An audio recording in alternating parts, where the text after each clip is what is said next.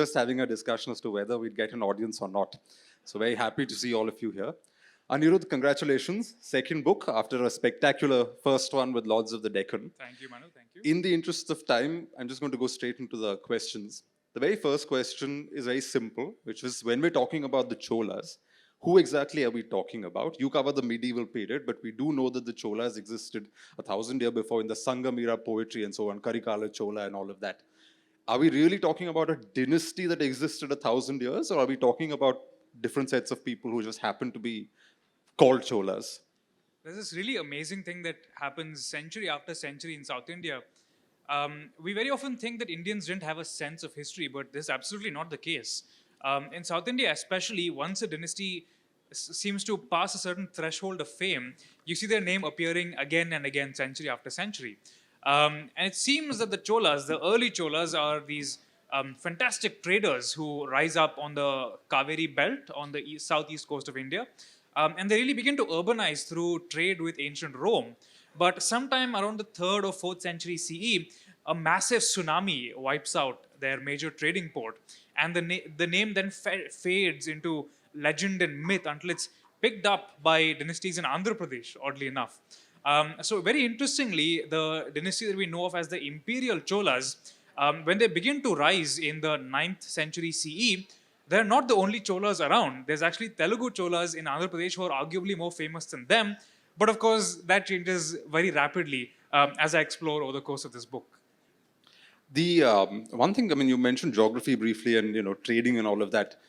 Geography is very important to the power of the Cholas, right? One of the points that you make in the book is also about how our contemporary notions of the map, the Cholas as a Tamil Nadu dynasty, for example, didn't necessarily work for them that way. That their sense of the world, Sri Lanka for them wasn't a foreign country as much as something very much part of their horizon. Tell us a little bit about the importance of the sea to the identity of the Cholas and also this notion of boundaries as we understand it now and they understood it back then. I think, Manu, you've touched upon something very interesting. Generally speaking, when you look at maps, like we see national boundaries today, we assume that states have always been these unitary monolithic entities. But a medieval state was nothing like a contemporary nation state.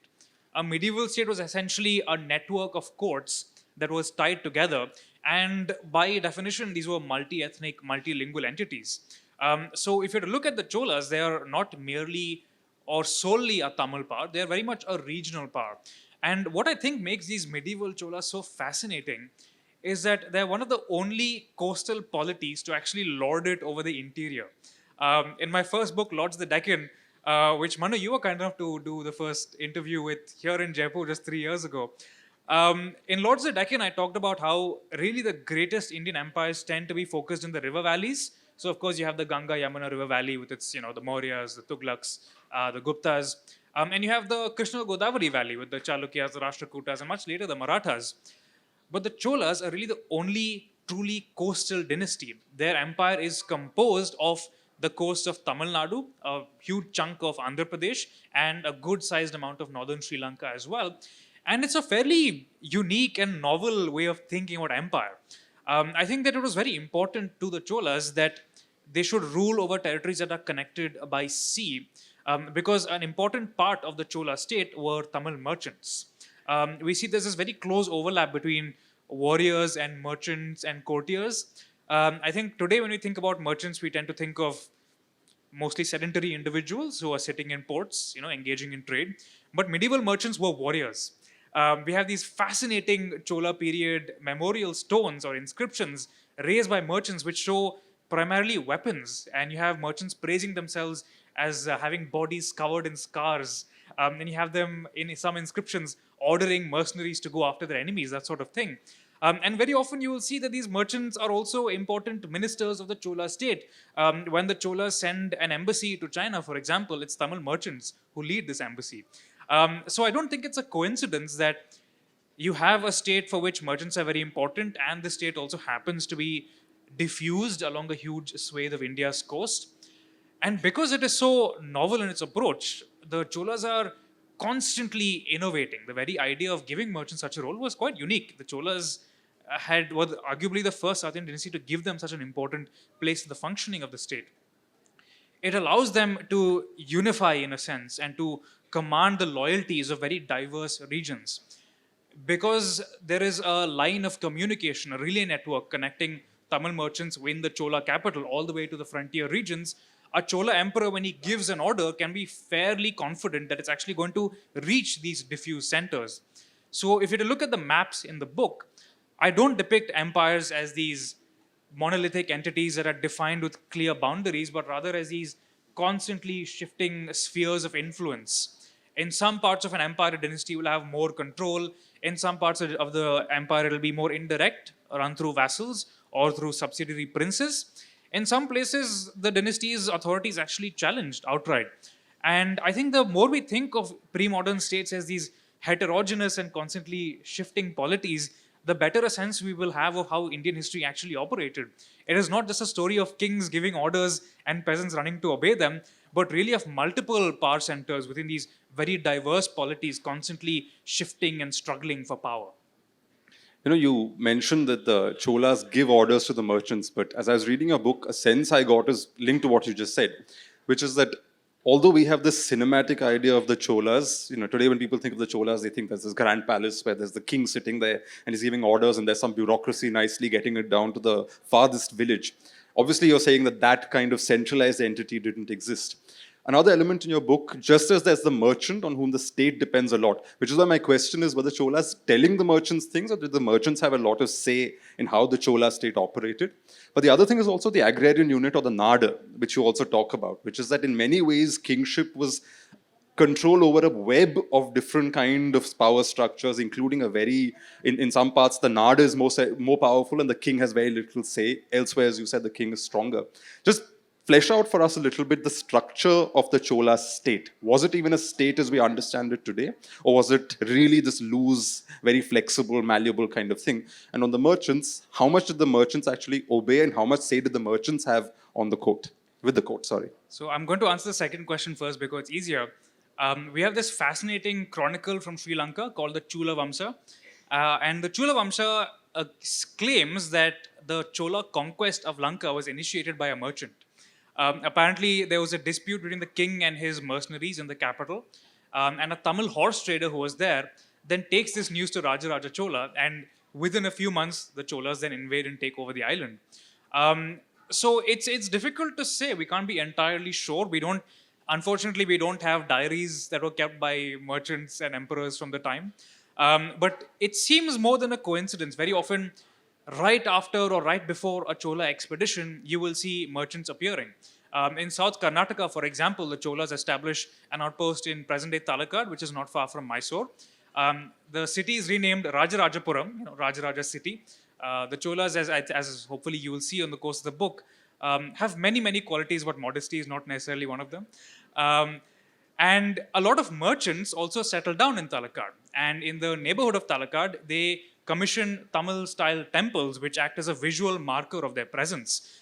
Very often, when you see a Tamil-style temple appearing in a region that isn't Tamil Nadu, you can be pretty sure that merchants were there and that the Cholas were there. So it's difficult to say which came first. It may have been a bit of a chicken and egg problem because if merchants are working as part of the court, then which idea is coming from the merchant and which idea is coming from the king? There's definitely an overlap there. Now, the bigger question, Manu, is the Nadu assembly. Now, I want you to imagine, let me take you back about 1,000 years to what the Kaveri floodplain looked like. I want you to think of this great, slow, silty river with these little villages primarily of mud and thatch homes surrounded by rice fields. For all of these villages, the way that they survived was by controlling the flow of the river, so by extending irrigation networks. And very often, the best people to take a decision on what was needed for the village were the villagers themselves. So rather than a situation where you have a bunch of private landlords owning land, in medieval Tamil Nadu, most land was actually collectively owned by various families who were cultivating together. And the families of a whole bunch of villages who are intermarried and interlinked collectively form what's called a Nadu. Now, Nadu to us is probably most familiar through Tamil Nadu, which is the name of this great state. But the idea of the Nadu really starts off with these tiny little units of like perhaps a few square kilometers across, And it's a process of thousands, of really about 1,000 years for them to go from these small territorial units to an entire state being called a Nadu. It's quite a remarkable process. But going back to the Cholas. Now, when these Nadus, being so well informed about local situations, having this control over irrigation, they don't really have a compelling reason to obey kings, which is something a bit counterintuitive. I know, I was quite surprised by it myself. Generally speaking, a Nadu will say, okay, in such and such year of such and such king, we took the decision to hire such and such people to do this. We decided to raise a fine on marriages, which is an interesting thing to be fining. I don't know why they decided to do that kind of thing. But there was a lot of power that was vested in these collective assemblies. An overwhelming trend in medieval Tamil Nadu is that decisions are taken collectively at a local level. And so you have a really interesting situation where the king is not merely giving a command and the Nadu is executing it. There's constantly this quid pro quo situation where the king is saying, okay, look, I will do this for you. In return, give me such and such taxes. And quite interestingly, what the Cholas seem to have done most often, what they seem to have most consistently offered to Nadus, was temples. All of these little mud and thatch villages that I told you about also had little mud brick temples at their heart. And a lot of the early Tamil Bhakti poetry sings the praises of Shiva, who lived in these small little humble abodes. But what the Cholas do is they offer to rebuild these humble structures in stone. They create these stately edifices covered in inscriptions talking about how the Cholas are buying up local lands to create a garden for the temple. They are giving employment to locals. They are purchasing sheep and using the sheep to make donations of ghee to burn lamps for these temples. I was a bit surprised, I must say. It seems a little odd. We take light for granted. I mean, just look at what's blazing at us here on stage. But to people 1,000 years ago, a lamp was a remarkable gift. To be able to have a perpetual lamp burning in a temple was a remarkable offering to give to a god. So very often you see the Cholas making gifts of sheep's ghee to a temple. And most interestingly, it's not often the kings who do this in the first century of the dynasty's ascendance, it's the queens. The queens play this remarkably public role. They essentially are the face of the dynasty by building these temples, by making these gifts. And very often, while the men serve as war leaders, they will send their recruiters to the villages. They'll invite the young lads in the off season. So there's this seasonal rhythm also to these states, right? Today we live in a world of abundant food, but medieval people did not. For a medieval Tamil village, you had to structure the entire activities of the village around the harvest cycle. So you would have your village boys planting the crops, and then while the crops are growing, they would sign up with the king and then go to war for seasonal raids, bring back the loot and give them to a temple. So not only is there a variation of these empires in terms of the space, in terms of how much the king has a say in which region, there's also a temporal aspect to them. These states are rhythmic. They're expanding in the campaign season and they're contracting in the harvesting and planting seasons. While the men of the Chola family start off as war leaders, from the very outset the queens are temple patrons, and that is another way in which the Cholas, I think, are quite different from a lot of their medieval contemporaries.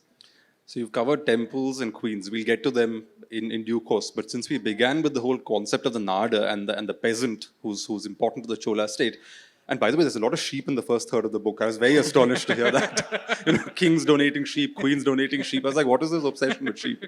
But clearly, it also tells you that, again, that cinematic sense of, this centralized, very glamorous, everybody walking about in silks notion didn't perhaps exist that way. This was a much more modest scale enterprise to start with, and then slowly the glamour sort of builds up. But there are also these fascinating hill tribes. There's also these fascinating martial people from the hills. And this subsequently ends up having a bit of a caste element coming in as well. There's people of the plains and the fertile areas, and then there are these warriors from the hills. Tell us a little bit about the social composition of the Chola kingdom. Once again, you touched on something very interesting here, Manu, and it's something I quite enjoy about Manu's work as well, is that I think that well-written history should give you a sense of dominoes falling. It is just like today, whatever is done by a political leader has these endless downstream effects as other actors begin to shape their actions in response to that. And the same thing happens with the Cholas as well.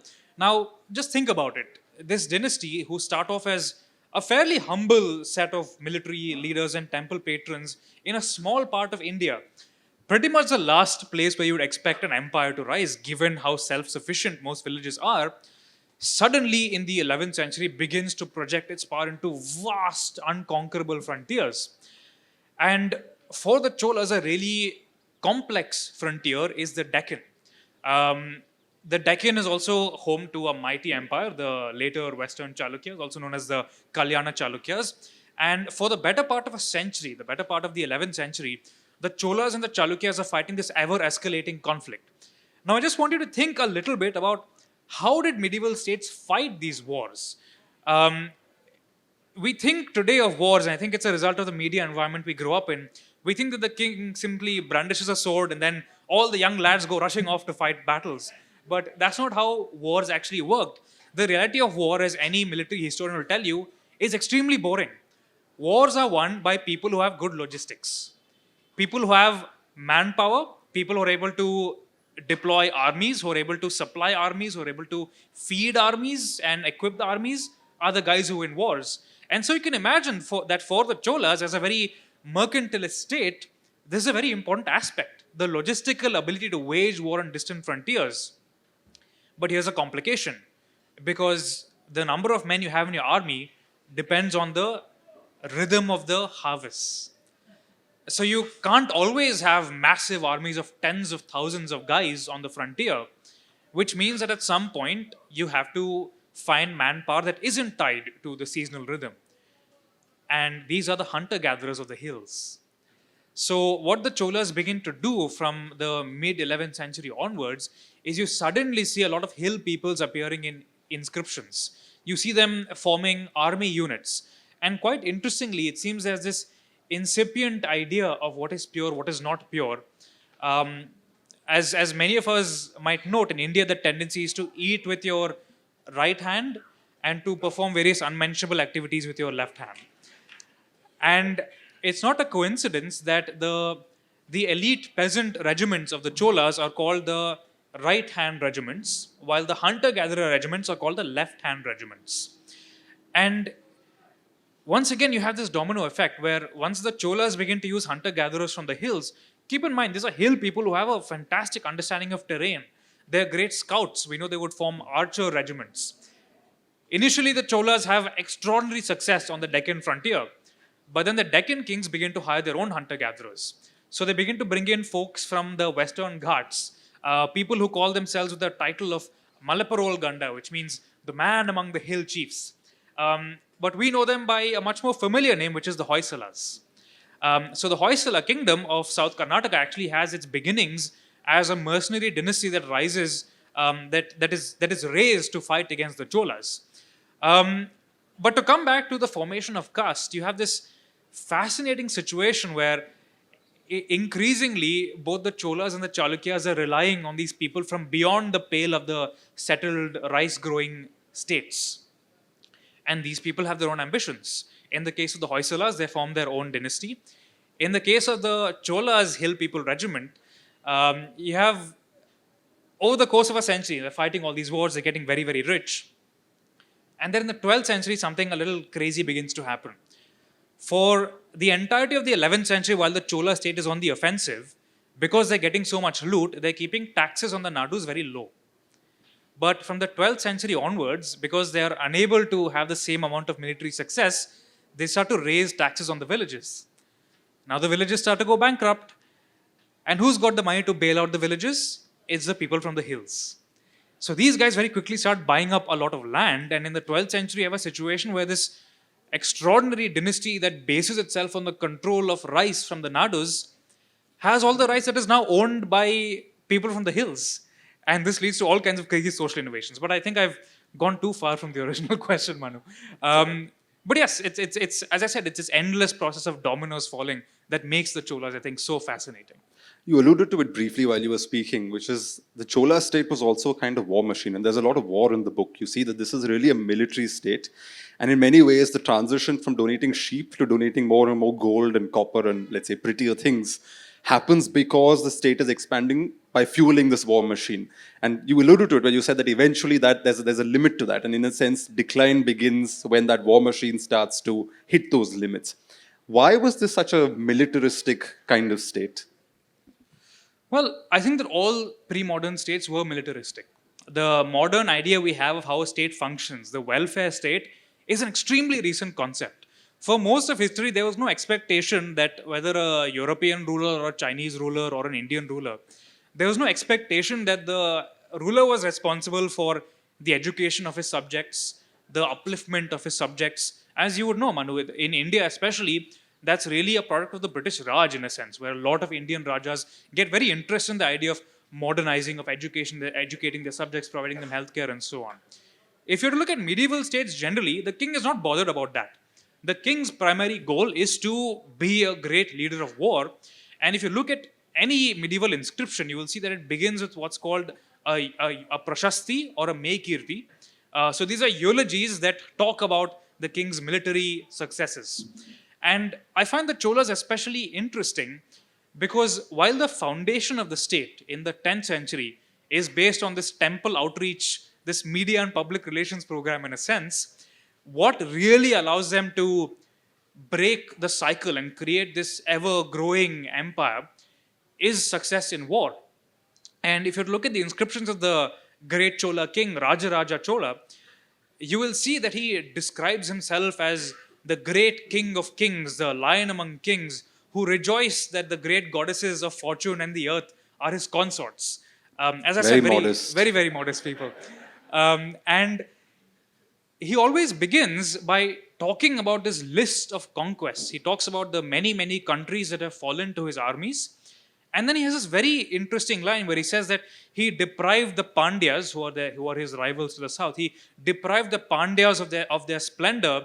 And as a result, he became so resplendent that he was worthy to be worshipped everywhere. And this touches upon something very, very interesting, which is the medieval idea of what jewelry is for. To us, jewelry is simply something pretty, fashionable. But to medieval royals, jewelry was light. And keep in mind that these are people who had a sense of mytho-history, right? They see themselves as genuinely continuing the cycles of ancient legends of the Mahabharata and the Ramayana, where the protagonists are the descendants of the sun and the moon. Therefore, for a descendant of the sun to have jewelry that has been taken through his martial vigor from his enemies, quite literally adds to his resplendence. It makes him glow. You have these medieval inscriptions talking about the king of fame as this milky white substance. And it extends not just to the jewelry of the king, but sovereign emperors, kings of kings in medieval India had gleaming white parasols. Only emperors were allowed to have gleaming white parasols. And there's this interesting linkage between the military fame as expressed through the capture of jewelry and, of course, the glowing white garments and the umbrella of the king of kings. And I don't want to pass a moral judgment about this, to be clear. This is how medieval states function. This is the case anywhere in the world. But the Cholos were really, really good at it because they had an understanding of the boring side of war as much as the glamorous public relations aspect of it. These are guys who understand logistics. If you were to look at the great Brihadishvara temple in Tanjore, the Vimana itself, which is the main pyramidal superstructure, consists of 49,000 tons of granite and was built over the course of 7 years from 1003 to 1010. So the Chola state is mobilizing 7,000 tons of granite every single year, while also deploying in the campaign season armies of tens of thousands to fight multiple pitched battles, not just in South Karnataka, but also in Andhra Pradesh, in the Pandya country to the south, and in Sri Lanka. The logistical abilities we are talking about are absolutely mind-boggling. And we have these exciting illustrations in the book. which I have not put in a presentation. I was just going to say, you've totally geeked out. He's created all these comparisons. Leaning Tower of Pisa, this is the height. This is the height of the temple. This is the tallest building in the world at the time. Here's a 3D generated image. It's quite cool, actually. Yeah, the reason why it's not here on screen is because I want you all to buy the book and see it for yourself. But hopefully that answers the question, man. The other thing is I mean, obviously there's the kings and their war machine, but another glue holding this empire together is the women. And in fact, the book begins with a woman's journey from Kerala into the Chola court. And it's interesting that it's not just a king and his many wives. These wives come from different families, different kinds of status levels. Their children, therefore, have claims to the throne. In a sense, the Chola king is surrounded by families, plural, as opposed to just one family. Tell us a little bit about the women, because you also alluded to the fact that they were the big temple donors for an entire century earlier before they suddenly sort of vanish as the kings become more dominant. And specifically, there's this one lady, Sembian Mahadevi, who really stands out in the book as perhaps the most interesting female character in this world of kings and men. Tell us a little bit about the role of these women, marriages in holding this dynasty and state together, and also Sembian Mahadevi. So I want us to really introspect a bit about the way we think about queens in ancient and medieval India. I think the tendency, and it's a very Orientalist impulse, is to think of these queens as lolling about voluptuously in the harem, waiting for the king to come and give them attention so they can promote their son's interests. But I can see there's a lot of educated and literate women here in the audience, and I'm pretty sure that you aren't waiting for your husbands to come around and give you a job to do. And this is the same case for medieval women as well. The wives of the Chola kings are coming from powerful families. These are educated, literate, and moneyed women. And they are not simply sitting around waiting to advance their son's interests or their husband's interests, though of course they do some of that as well. What to me is so fascinating about medieval Tamil ladies is that very often they're promoting their birth family's interests. And if you were to think about the nature of Dravidian kinship, you have in South India especially a concept of cousin marriage and uncle-niece marriage. So when a young lady marries into the Chola family, very often her elder sister will already have been there, her aunt will probably be there, and she'll be welcomed essentially by a network of ladies who she knew as a young girl. And these ladies are all exchanging ideas, not just within their own little birth family, but they also form solidarities with other ladies of different families within the court.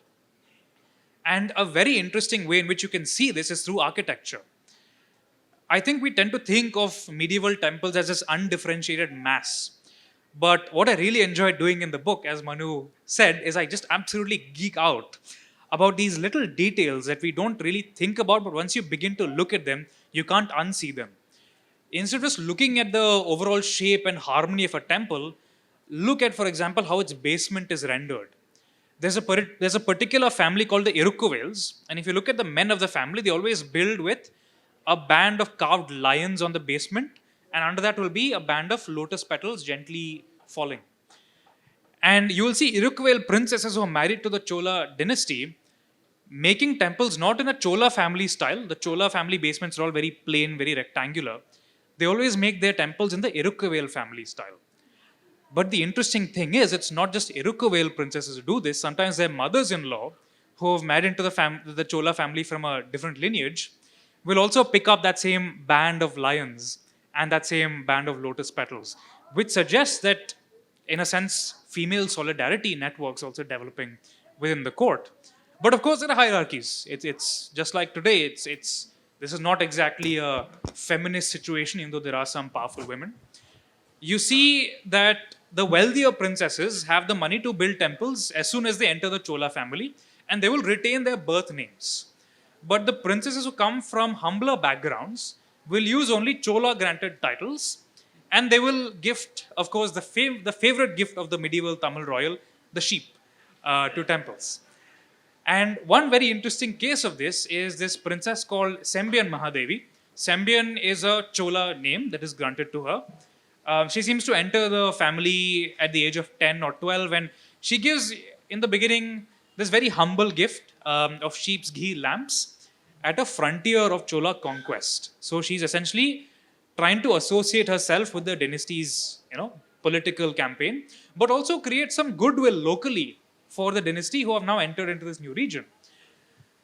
So you already see there's a little bit of strategy in the way this young lady is approaching temple patronage. But over the decades, Sembian has a tragic life. In 949, her brother-in-law, who's the heir apparent, is killed on the battlefield. Her husband becomes king, but then dies young. So she's left to raise the young son by herself. And she loses the throne to her brothers-in-law, who keep it for a few decades. And once again, there's a little bit of family politicking in the 970s, and she becomes the Dowager Queen. And then she does something absolutely bonkers. While all previous Chola queens focus their gifts only at one temple over their lifetimes, Sembian builds 12. And she deploys these temples like a general deploying his vanguard. She selects these sites, she selects the most ancient holy sites. She selects market centers where there are going to be crowds of pilgrims and merchants who will come. And she has what can only be described as a brand strategy. She builds all her temples with the same architectural style.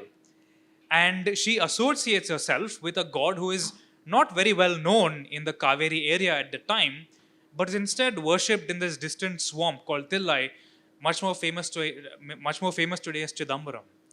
Sembian's favorite god is Nataraja. And you can imagine the impact of these 12 gleaming new temples in this consistent architectural style with this glorious Nataraja on the walls. You suddenly see from the late 970s that generally speaking, villages, when they could afford to, would just build temples in their own style. But suddenly from the 970s, they're all building in Sembian Mahadevi style. You have cases where merchants who are doing a temple renovation stop the renovation and add in a Nataraja sculpture because they want to signify that they have adopted Sembian Mahadevi's fashion. And this lady single-handedly lays the foundation for the Chola Empire, because what the kings could not achieve in 150 years by leading the young men to war, she achieves in a decade because she goes straight over the heads of all these military entrepreneurs, all these minor royal families, straight to the hearts of the people by saying, here I am, I'm building these temples for you. And her inscriptions are quite explicit about this. They say, for example, here is the glorious king built, here's the glorious temple built by the glorious king Uttama Chola, whose glorious mother, Sembian Mahadevi, built the glorious Gandaraditya flower garden. Lots of glory. Once again, as I said, these are very modest people. But we really have to begin to think of these royals not just as these devout, one-dimensional beings, but as these political beings who understand that can be both a devotional and a political aspect to their actions. They do not have the same kind of broadcast media that we do, but they do still have media. By repeating the same messaging in a bunch of sites that are where crowds congregate, you are disseminating a particular message of royal charisma.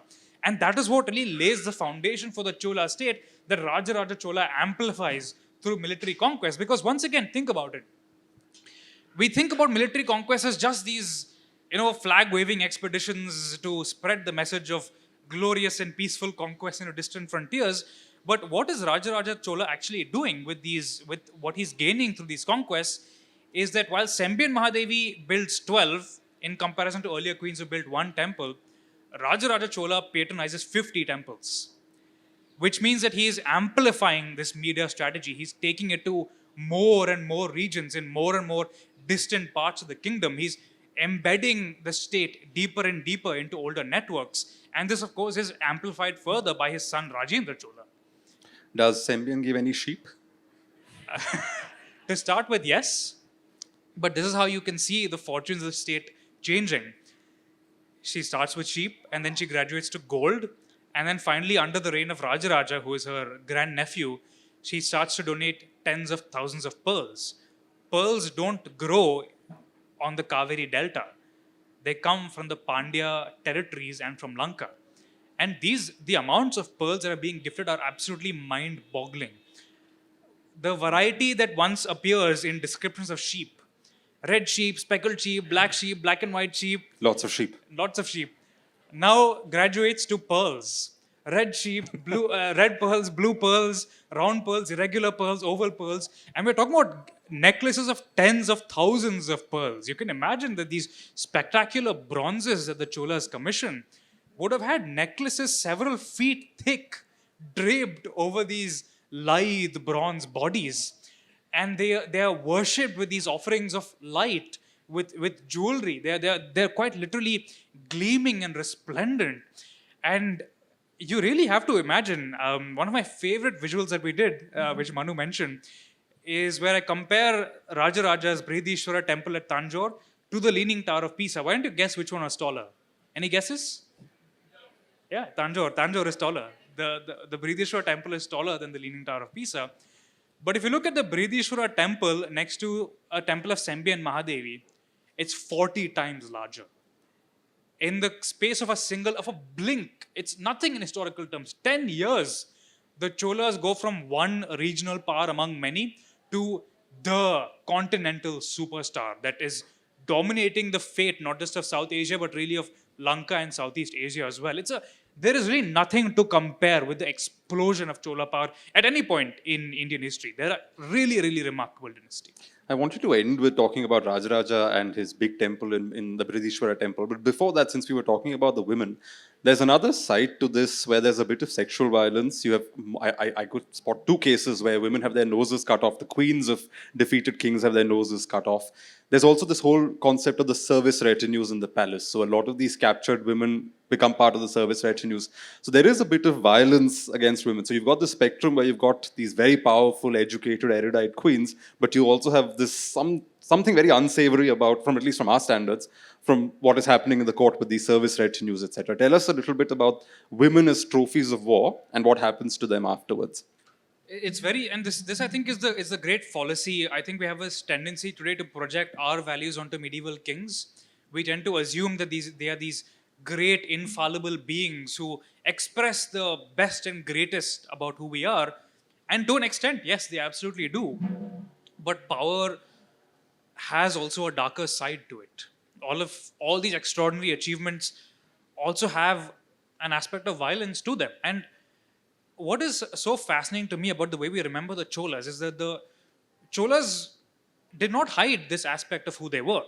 They were quite proud of their ability to conquer, to defeat their rivals, and to absorb their wealth. And this is not just wealth in terms of jewelry, but if you look at the inscriptions, they're pretty clear that women also constitute a source of wealth. So when you defeat an enemy king, you not only capture his jewelry, his gold, his elephants, his horses, his camels, his insignia. His gods sometimes. Sorry? His gods also sometimes. His gods, and of course his sheep. That's a very important aspect of it.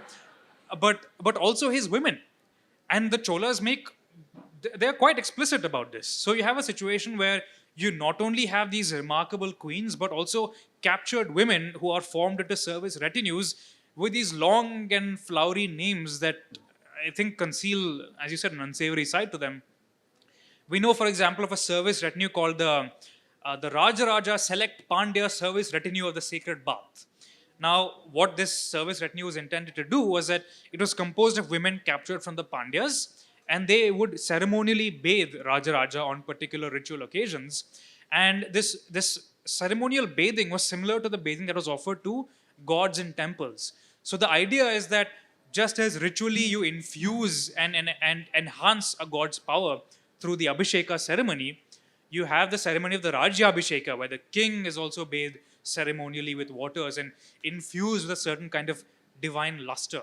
And the idea that the captured enemies' women are doing this is also held to represent, in a sense, the desire of the earth, the desire of conquered peoples for the king, which to us is a very anachronistic and disturbing idea. But let's not project our modern ideas of how political leaders should look onto the medieval past.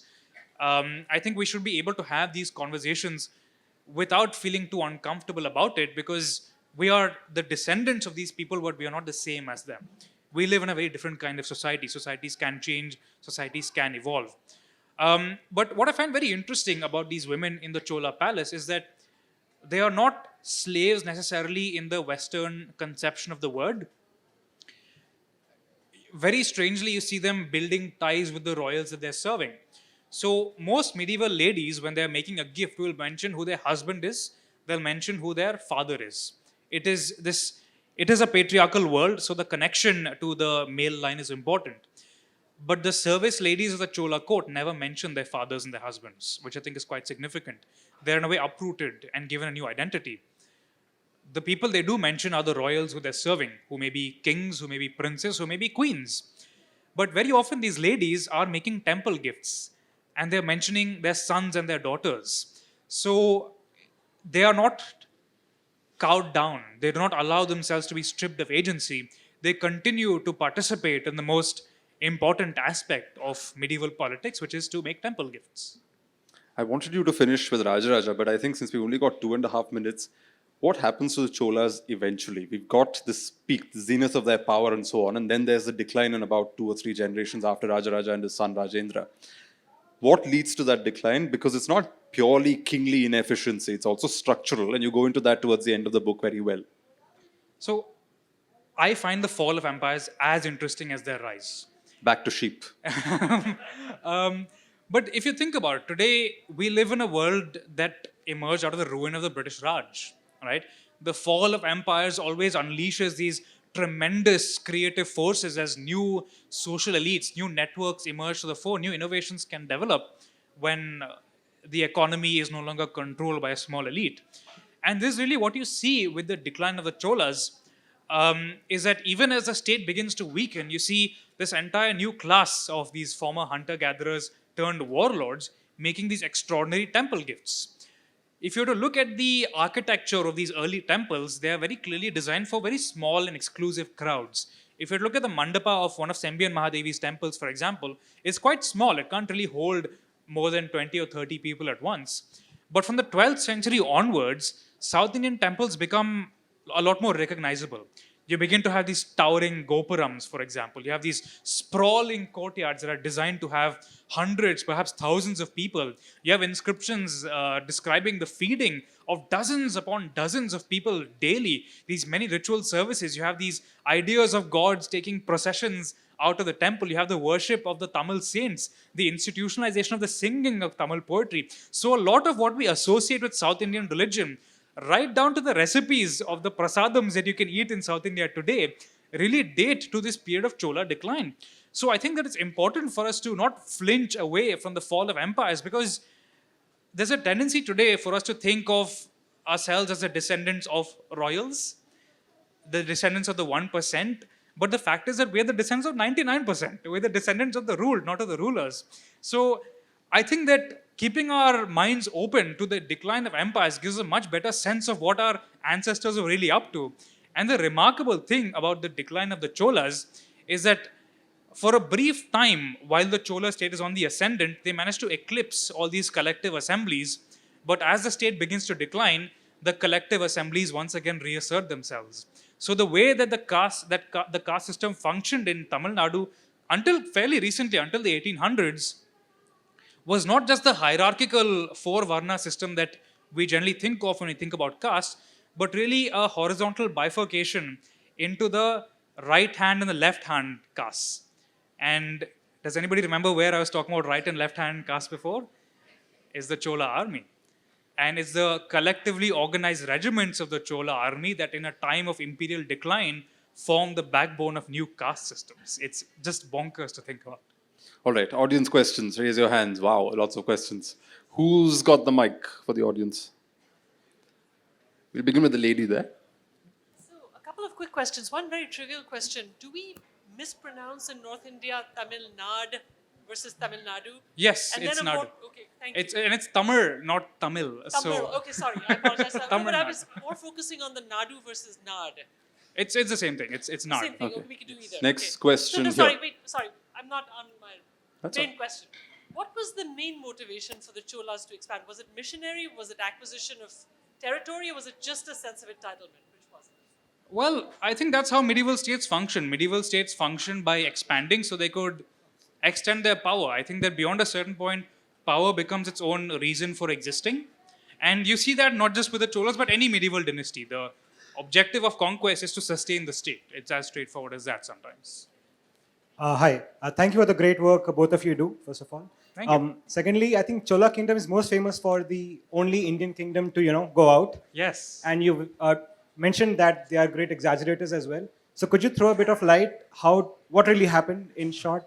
So I think that if you look at the inscriptions where Rajendra Chola talks about his expeditions in Southeast Asia, he claims the conquest of many places, but he only provides the details of one particular place, Kedah, which was, they control the entrance to the Malacca Strait. And he says that he captured the king of Kedah and the gate of Kedah. So both of these were probably brought back and publicly exhibited. And if you look at the archaeological evidence, you see that in the 11th century, the center of settlement of Kedah changes from where it used to be to a different place in the river. So it's very likely that some sort of military activity happened there. But archaeologically, the evidence really is of Tamil merchant expansion more than the state expanding, but much more in the book. We had the mic here. Why this obsession with sheep to the total exclusion of the cow? All the more puzzling because the cow is traditionally associated with Lord Shiva, to whom all the temples were dedicated. Yes. So how is it that the cow is so totally excluded? It is not totally excluded, sir. The cow is definitely present, but I think that if you were to look at the landscape of Tamil Nadu today, it's a very lush and agrarian ecosystem, which was not the case 1,000 years ago. In many ways, the agrarian expansion of the Cholas is what enabled the landscape to be more friendly towards cow grazing. If you were to look at the landscape 1,000 years ago, it's much drier. So it's much more easy and sustainable to have herds of sheep. But very interestingly, you have an exchange rate for sheep to cows. I think it's about 6 or 7 sheep to 1 cow. So sometimes you have an inscription that says that such and such number of sheep were given, but this is to be considered equivalent to such and such number of cows, which is quite interesting. All right, last question from the lady there. So from a historical and sociocultural standpoint, how do you think the Chola Empire has been represented in popular culture and visual media, mainstream visual media? I think that the tendency with the Cholas, as with any medieval dynasty, is that we always try to force them to be who we want them to be, rather than allowing them to be who they actually were. I think that post-independence, it's a time of great anxiety culturally for independent India, and there was a tendency to look for these cultural heroes. If you were to look at even the writings of Jawaharlal Nehru, for example, in the discovery of India, he really emphasizes Ashoka as almost this proto-father of this Indian nation. And I think that this has been the case for many dynasties. In every state, there's one particular dynasty who has been picked upon as representing the best and the greatest. This has happened in Karnataka, it happened in Andhra Pradesh, it happened in Tamil Nadu as well. But I think it's important for us to let medieval people be medieval people. Let them exist in their own time and not get worked up when they don't fit to our contemporary personal ideas of how this dynasty should look. Thank you very much. Thank you, Anirudh. Thank you all. Thank you Thank to you, the Manu. audience. Thank you. Thank you.